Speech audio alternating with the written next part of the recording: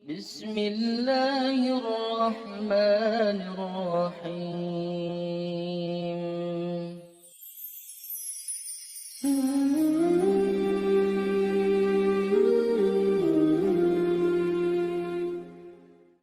Assalamualaikum warahmatullahi wabarakatuh. Alhamdulillah, kita bisa berjumpa lagi di channel ini. Salawat dan salam selalu tercurahkan kepada junjungan kita Nabi besar Muhammad sallallahu alaihi wasallam. Allahumma sholli ala sayyidina Muhammad wa ala ali sayyidina Muhammad. Sahabat beriman, jodoh merupakan hal yang diinginkan setiap orang, terutama bagi seseorang yang belum menikah atau belum bertemu dengan pasangan hidupnya. Ingatlah bahwa jodoh dan rezeki mutlak kuasa Allah Subhanahu wa Ta'ala. Hal ini sesuai dengan firman Allah Subhanahu wa Ta'ala, dan kami menciptakan kamu berpasang-pasangan.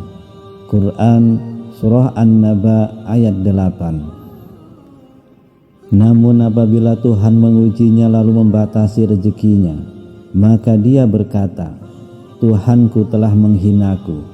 Quran Surah Al-Fajr ayat 16. Atau siapakah yang dapat memberimu rezeki jika dia menahan rezekinya? Bahkan mereka terus-menerus dalam kesombongan dan menjauhkan diri dari kebenaran. Quran Surah Al-Muluk ayat 21. Sahabat beriman, dari 3 ayat tersebut sudah sangat jelas bahwa jodoh atau rezeki merupakan mutlak kuasa Allah Subhanahu wa Ta'ala. Dengan berserah dan berdoa kepada Allah, insya Allah jalan cara mendekatkan kepada jodoh kita tidak akan ada yang bisa menghalanginya. Jadi apabila ada yang berpendapat bahwa jodoh kita tak kunjung datang karena ulah iseng jin atau dukun, itu tidak benar. Oleh karena itu, perlunya kita harus mengetahui lebih dulu hal-hal apa saja yang menjadi faktor penghambat datangnya jodoh kita. Lalu apa saja penyebab terhalangnya jodoh kita?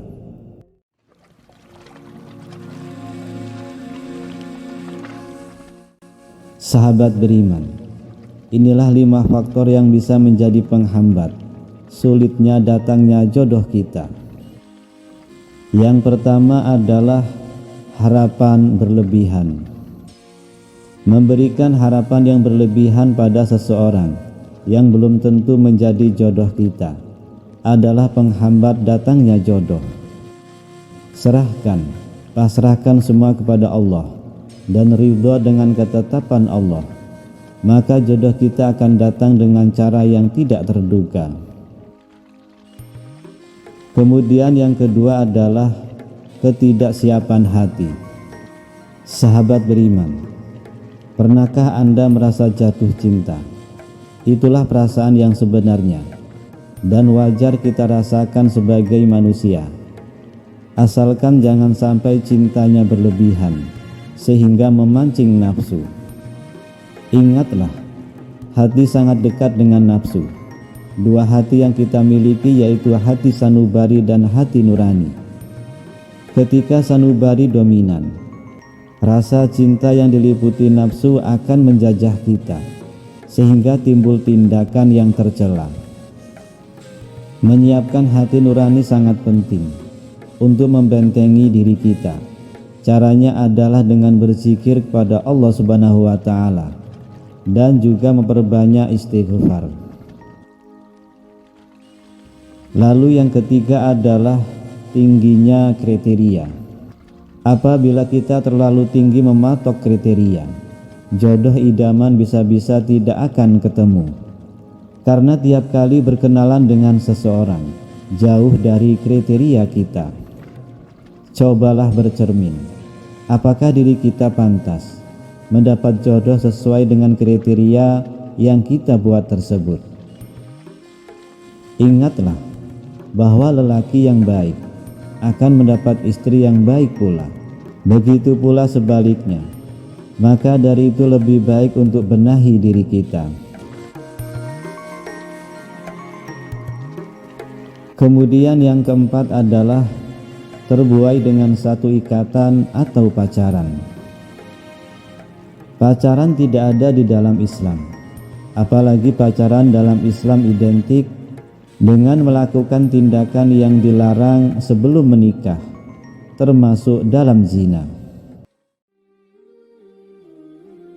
Kemudian yang kelima adalah adanya dosa yang tidak disadari.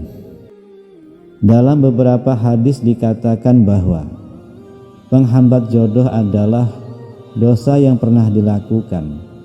Maka segera bertaubat dan istighfar supaya jodoh segera datang. Lalu bagaimana langkahnya?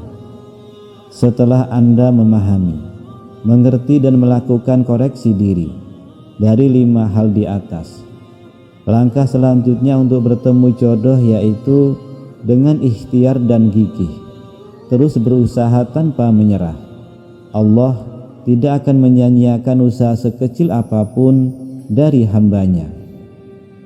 Selain itu, sahabat beriman, perlunya kita mengetahui hal-hal yang memancing murka Allah sehingga menjadi penyebab terhalangnya atau penghambat datangnya jodoh. Di antaranya adalah syirik atau menyekutukan Allah. Syirik itu hukumnya haram, dan Allah tidak akan memberikan pertolongan kepada orang yang suka berbuat syirik, serta akan celaka dalam hidupnya. Walau kita sudah tahu hukumnya, namun kadangkala kita masih juga melakukan syirik secara tidak sengaja atau tanpa disadari.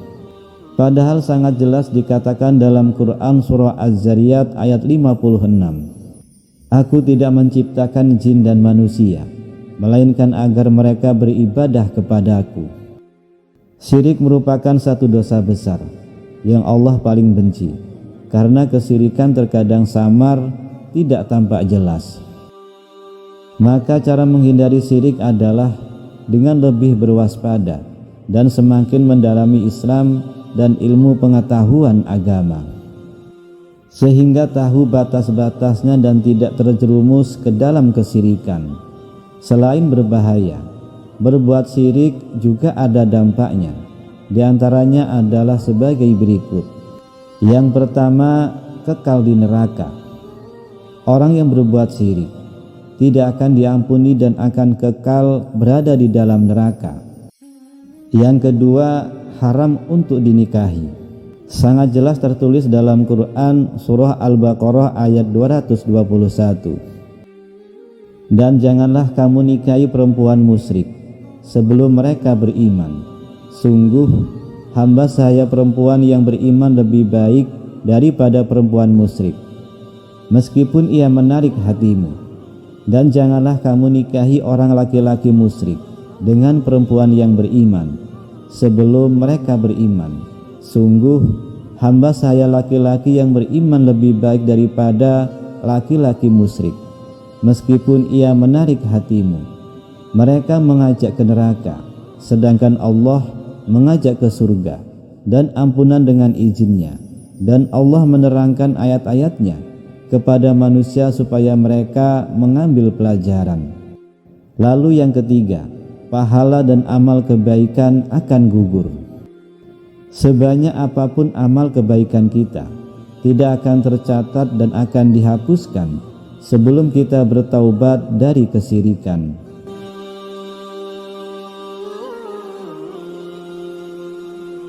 Sahabat beriman yang dirahmati Allah, kemudian yang kedua adalah durhaka pada orang tua.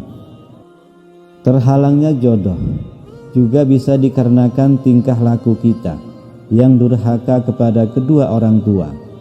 Jadi Allah mempersulit urusan kita, termasuk datangnya jodoh.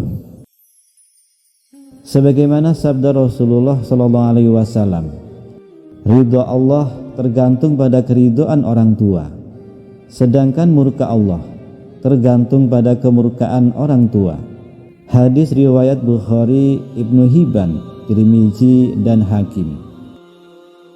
Sahabat beriman, itulah hal-hal yang perlu diketahui bagi saudaraku semua yang merasa jauh dan kesulitan untuk mencari jodoh yang baik menurut syariat Islam. Demikian yang bisa saya bagikan. Semoga bisa bermanfaat untuk kita semua. Amin ya rabbal alamin. Wallahu a'lam bishawab. Assalamualaikum warahmatullahi wabarakatuh.